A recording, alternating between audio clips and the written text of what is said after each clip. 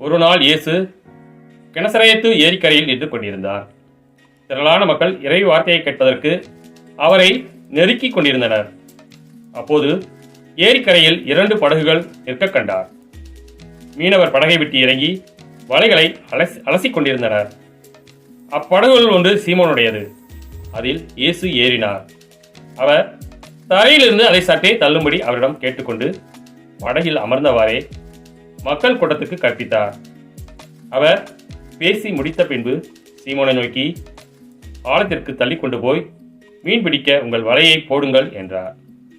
சீமோன் மறுமொழியாக, ஐயா, இரவு முழுவதும் நாங்கள் பாடுபட்டு உழைத்தும் ஒன்றும் கிடைக்கவில்லை. ஆயினும் உமது சொற்படியே வலைகளை போடுகிறேன் என்றார். அப்படியே அவர்கள் செய்து பெரும் திரளான மீன்களை பிடித்தார்கள்.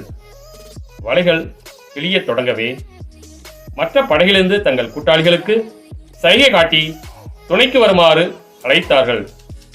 அவர்களும் வந்து 2 படகுகளையும் மீன்களால் நிரப்பினார்கள். அவை மூழ்கும் நிலையில் இருந்தன. இதை கண்ட சீமோன் பேதுரு இயேசுவின் கால்களில் விழுந்து, ஆண்டவரே, நான் பாவி, நீர் என்னை விட்டு போய்விடும் என்றார். அவரும் அவரோடு இருந்த அனைவரும் மிகுதியான மீன்பாட்டைக் கண்டு திகைப்புற்றனர்.